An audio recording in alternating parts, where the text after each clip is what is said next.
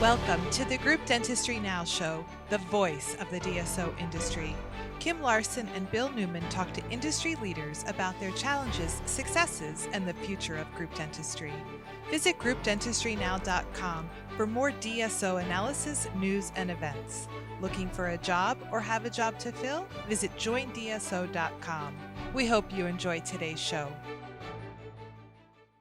I'd like to welcome everybody to the Group Dentistry Now Show. I'm Bill Newman, and as always, thanks for listening in, whether it's on Apple, Spotify, Google, or any one of the other listening apps that are out there. Thank you, and you might be watching us on YouTube, so thanks for watching us. Without an audience, we wouldn't have a show, and without great guests, we wouldn't have an audience. So great to have Chris Scott from Dental Care Alliance. Chris, thanks for being on the Group Dentistry Now show today. Absolutely. Thanks for the invitation. Yeah, this is going to be fun. We've had a couple folks from DCA on the podcast. We had Mitch Olin on a while back. We had David Pegg, who was on the podcast a little while back. But nice to have you here, Chris. And I think you've got about a little less than a year under your belt at Dental Care Alliance. Yeah, that's correct. Yeah, started in July of last year. That sounds good. And you'll have to get your perspective on the DSO space now that you've been involved for about a year. But Chris's role is really interesting here. So he is the Chief Information Officer at Dental Care Alliance, and he also has another role, which I really want to find out about because I haven't heard this one before. So it's the CISO, which is the Chief Information Security Officer. Security Did I Officer. get that right? That's correct. Yes. So I play both roles at DCA. So let's talk a little bit. First off, can we get at your background prior to DCA? You know, what did you do? I saw that you were at Humana for a little while, General Electric, and a couple other organizations. Would love to get your history, if you don't mind, and how Sure. you arrived at DCA, and then we can kind of get into your role at DCA. Absolutely. Yeah. So I've been in IT for a long time. Since 1990 was my first job in IT. And I started out really in consulting. So I did a lot of networking and infrastructure consulting, for a multitude of different companies. It was mostly independent work from my perspective. And then, from my standpoint, my big change was getting hired by General Electric in 1999. And had a great run with them, 4 different divisions of GE, a multitude of different roles of everything from, the Six Sigma roles to software engineering and app development and infrastructure, you name it. I've done it with GE. And then in 2008, I had the great fortune to go to work for Humana, which is, as you guys know, one of the leading health insurers in the United States, and has grown tremendously through the years. And so my role at Humana morphed from being a director in the EDW space, the enterprise data warehouse space, to owning the care delivery operations for IT. And so we started to buy primary care practices. And so, as you can imagine, dental offices and medical offices are very similar in a lot of ways. And so I spent, almost 6 years of just acquiring and integrating different primary care practices. And of course, that meant lots of things and a lot of things that are very similar to what DCA does. My last role with Humana was actually a company called Conviva, which was an offshoot of Humana. It was an independent company, about a $2 billion company, and it was again, primary care practices, but we grew from 85 to 125 offices during the 2 years that I was there. And so then I had this great opportunity to come to DCA and kind of do it all over again. That's the focus on, affiliations, acquisitions, standardization, things like that are all things I'm very used to. So Conviva was really the primary care version to a degree of what a DSO would look That's like right. in the medical Yeah, they were an MSO, medical Right. services organization. So yeah, and your role there is similar to what it is at DCA.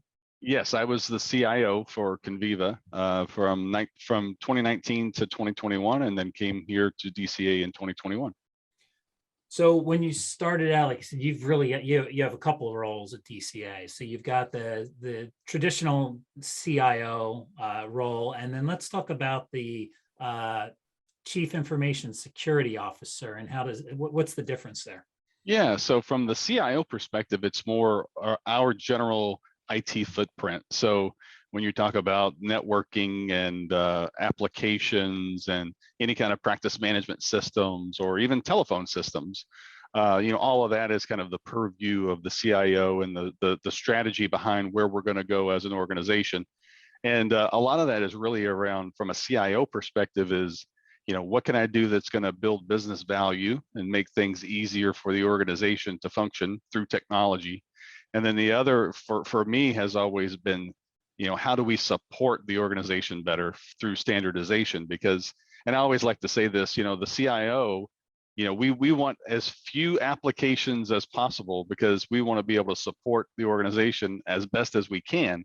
So in the case of a dental services organization, if you have let's say 15 practice management systems, you're probably not going to do a great job at supporting all 15 of those. So if you have 2 or 3, you can probably have subject matter expertise and be able to support them a lot better. And then on the CISO side, the CISO side, for me, it's all about protecting our data and our patient information. And so when you think about, any kind of PHI or any kind of, HIPAA compliance, all of that falls under the purview of the CISO. So that's implementing practices and policies and tools to be able to make sure that not only are we protecting data, but we are also protecting our associates that are on our network and making sure that they're not getting phished or they're not, or we're watching the network movement, data movement on the network and all those types of things as well. Yeah, and that seems to be, the security side seems to be everywhere in the news nowadays with the what's going on at all sorts and shapes and sizes of organizations, as far as people coming into systems and taking information. So that's sounds like you have 2 full-time roles. Yes, at least. that's right. Absolutely. And I would say that any CIO out there, if they're not spending a good majority of their time thinking about IT security, they're probably not doing the job the right way, because there's so many bad actors out there. There's so many threats out there that you constantly have to be thinking about, what is my security posture and how do I improve it? So let's start off the conversation with just your thoughts on utilizing technology that's out there to make your practices more efficient. So you've got how many locations does DCA have right now?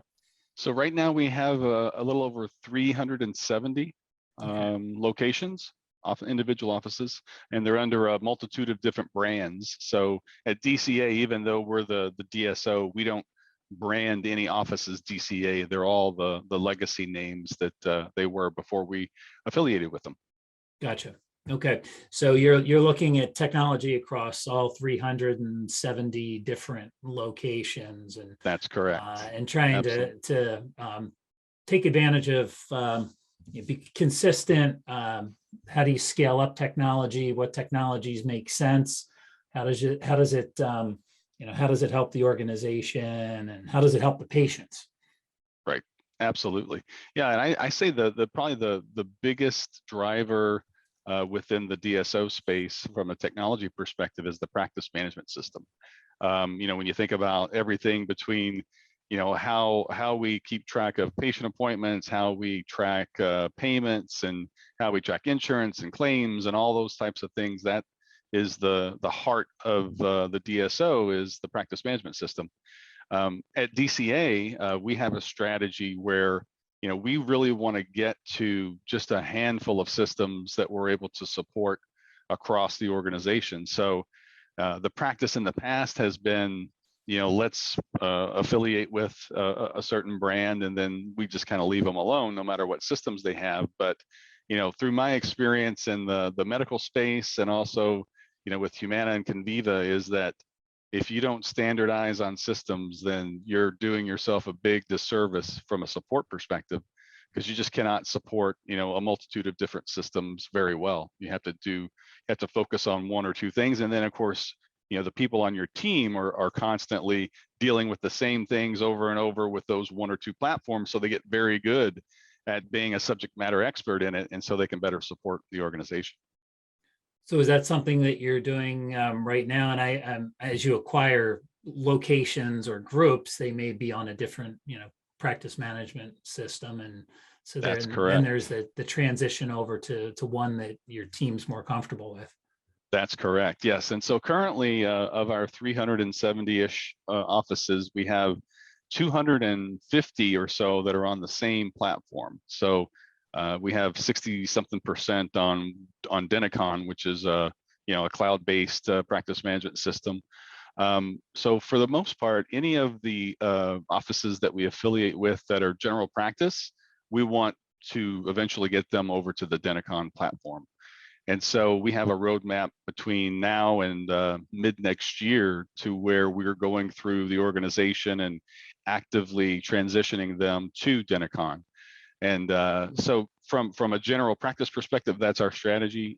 There, as you know, within dentistry, there are different specialties like oral surgery or ortho, things like that, you really need a different platform for. So I think at the end of the day, when we look at where we're going to be, it'll probably be 3 platforms, but that's much better than 15. That's where we're going. That's for sure.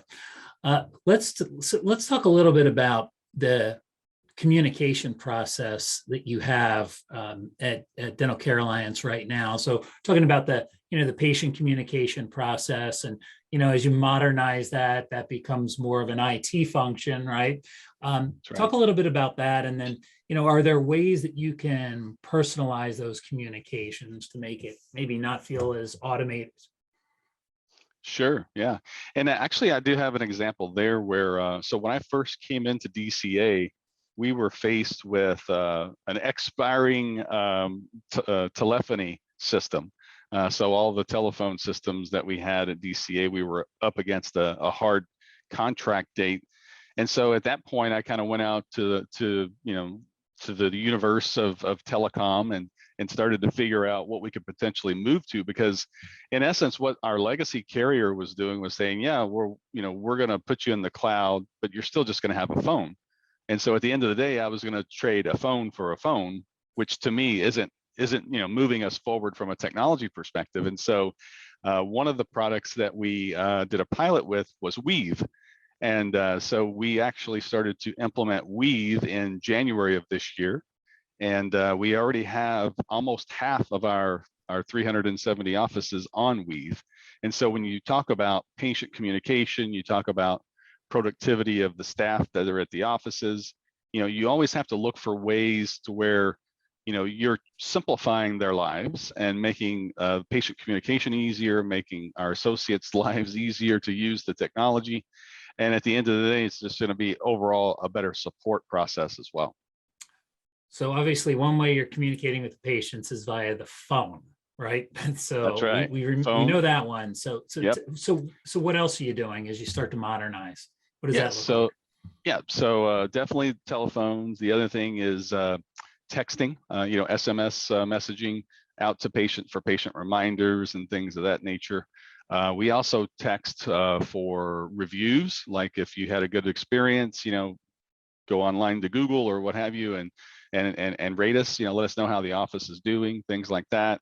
The thing that I like about the Weave platform that I just mentioned is you can personalize it based on your office. So it comes from that office. It's not just a bland general text or email or what have you. It comes from your dentist office, right? You recognize them and you know who's there, and it's a much more personal approach than just a standard text. Yeah, that's interesting. So as you're doing that, so who's in control of that texting? Is it at the practice level? Is it at a higher level, or is it yeah, both? so it's a little of both. So one of the great things about being in a DSO is you have a whole support organization behind you, right? Whether that's IT or finance or marketing, what have you. And so with the Weave platform, not only do the local office folks have the opportunity to do the texting and emails through that system, but our marketing folks centrally can also do that as well. And so that's just another way that we can provide, benefit and value, to our patients, is through our support services. And so at the support level, you're able to almost benchmark, right? And look across your locations and see maybe somewhere that may be performing better than somewhere else, and maybe dig in a little bit and figure out what they might be doing differently. That's right, exactly. And besides the telephone pieces of this, or the Weave piece, we've also gotten very good at analytics when it comes to all of the productivity at all the offices. So, our primary platform, we have a direct API to all of the data that's within that cloud platform. And then all of the other ones, we have another process where every night we get out the data on patient visits and productivity and dollars and all that stuff, right? And so we have a way to roll up all of that information for all 370 offices every day to see how we're performing down to the office level. Yeah, that's so. So talk about the analytics. Can you give us some examples of what it is that you're actually measuring, looking at?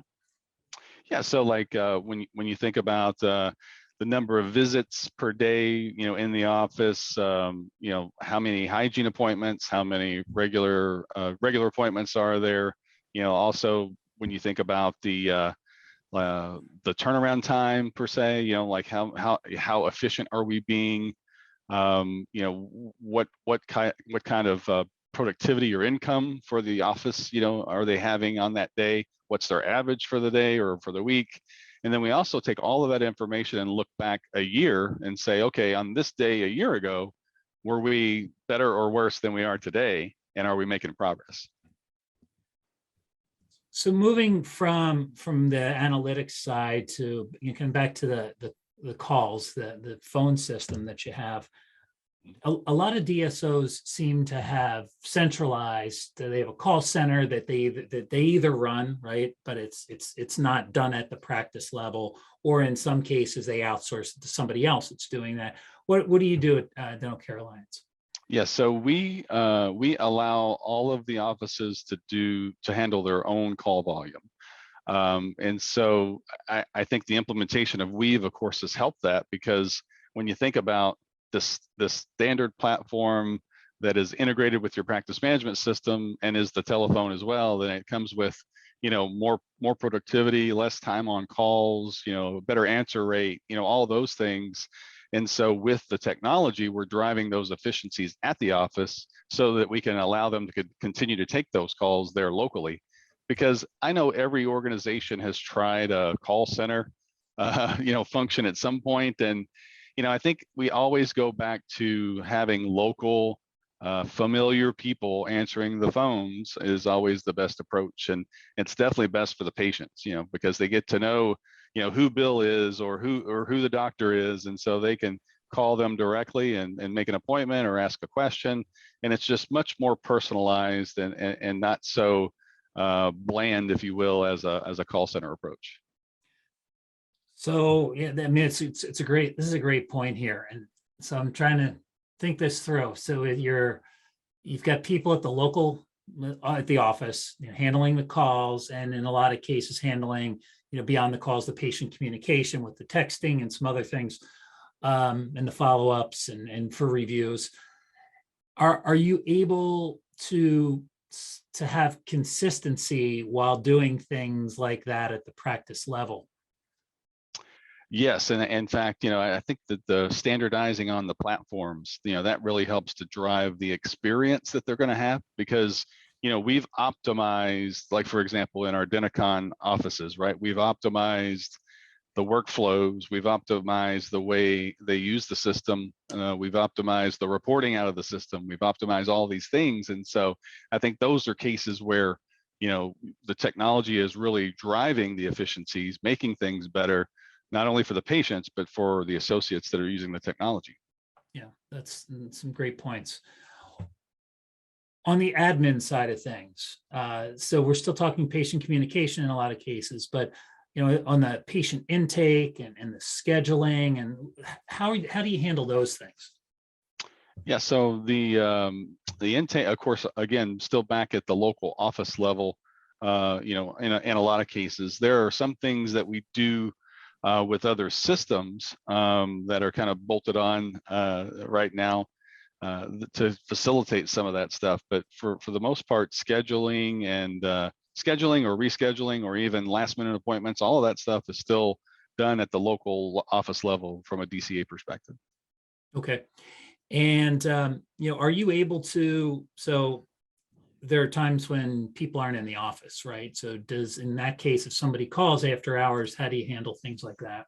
Yeah, so we have a process where it would go to either someone that is on call per se, for the office, or it would go to a voicemail with the appropriate information on there about the hours and when they're available, or if you need something, press this number or call this number.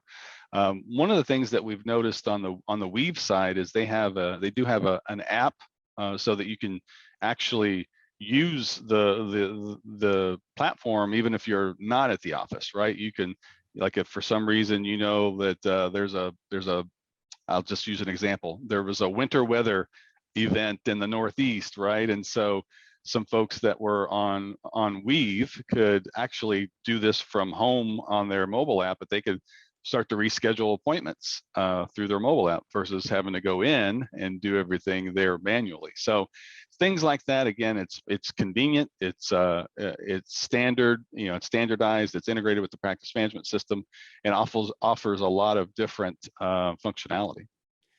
Are you finding that patients are getting more comfortable with using online platforms, and I would think maybe in some cases actually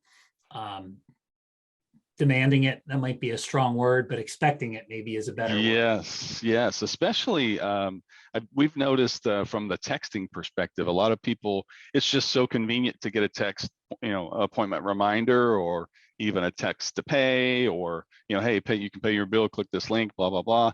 And I think people definitely are demanding of that technology these days, and so you really have to find a way to have those integrated systems to be able to provide that, because if you're not, you're behind the times. I know that years ago in the medical world, it was all about patient portals and how do we get people to log in and get their own medical records, or make appointments and stuff like that, and it was always a big challenge. But fast forward 10 years from then, it's just expected. It's the cost of doing business.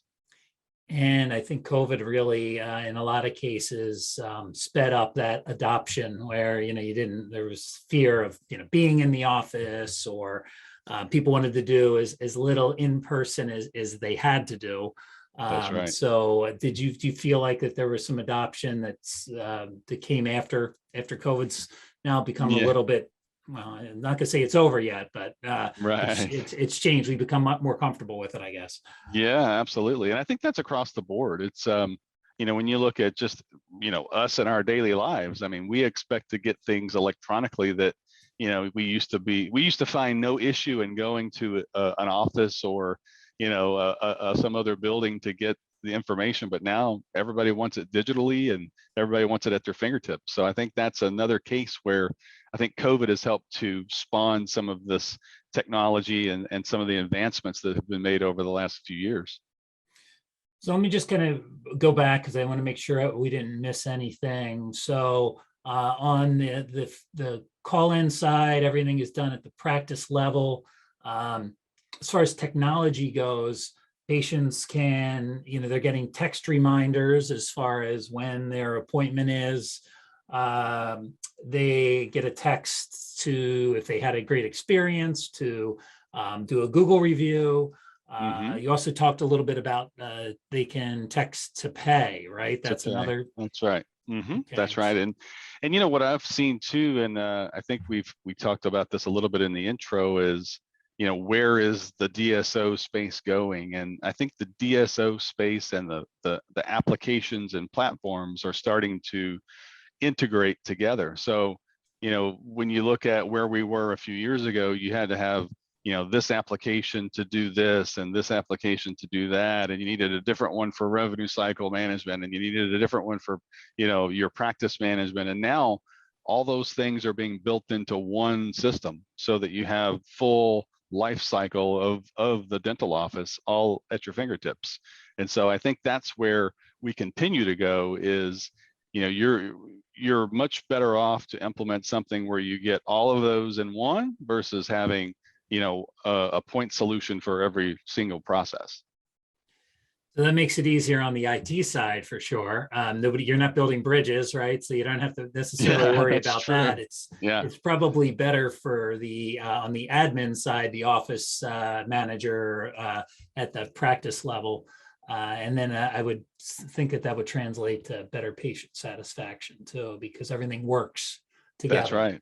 Exactly. Yeah. And the other point there is our primary practice management system. The imaging is also integrated into that as well. So when you think about a person at the office looking at the patient record, they just click on another tab and then they have all of the imaging there. So it's, instead of going to yet another system to do imaging, it's all right there together in one pane of glass.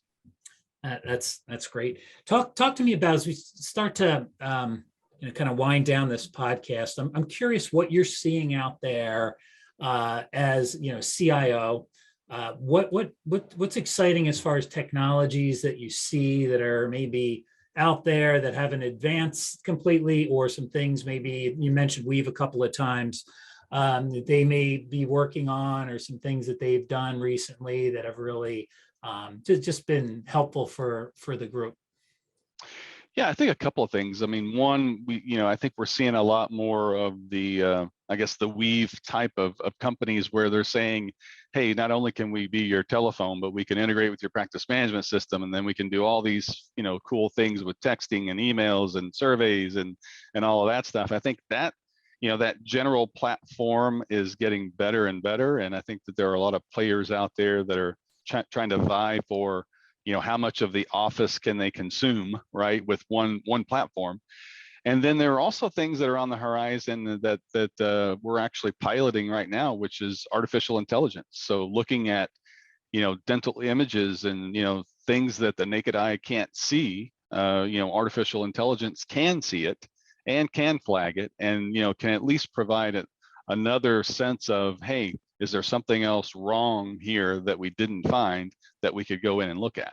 And so I think between platform consolidations and artificial intelligence, and then of course all of the analytics and everything around, how is my office performing, I think all of those are definitely things that are going to be hot over the next few years.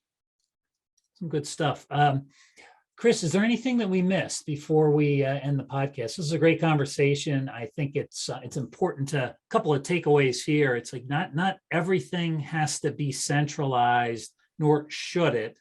But there are ways to still gain efficiencies and be able to benchmark and measure what's going on at each location in order to take best practices and share those across the brands that you're managing. So I think that's super important. It's not all about, hey, one system doing everything exactly the same way, taking that administrative out of from the practice level and holding that somewhere else.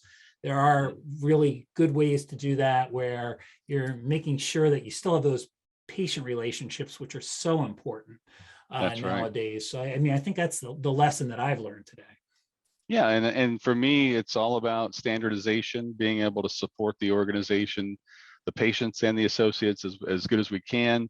And I think lastly, one thing I would say is that, nothing is ever perfect. There's no perfect technology system, but at the end of the day, pick one. I always say, I'm from Kentucky, and we say, pick a horse and ride it. Pick a horse and ride it. It may not be perfect, and you may not come in first, but you'll come in second, or you'll be there right at the end. And at the end of the day, you'll be on one platform or one process, and it just makes things a lot easier for the enterprise. Yeah, great stuff. So thank you, Chris Scott. We've really appreciated it. It's been eye-opening for sure. Again, I was thinking everything's centralized now, and that's not the case, nor should it be.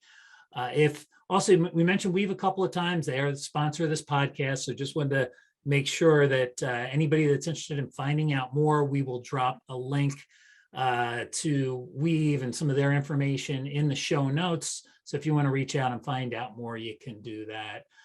But thanks to Dental Care Alliance and Weave and Chris Scott for being part of the Group Dentistry Now show. And again, thanks everybody for listening in or watching today. I'm Bill Newman. Until next time, we thank you. The Group Dentistry Now show has listeners across North and South America, Europe, Asia, and Australia. If you like our show, subscribe today and please tell your colleagues about us.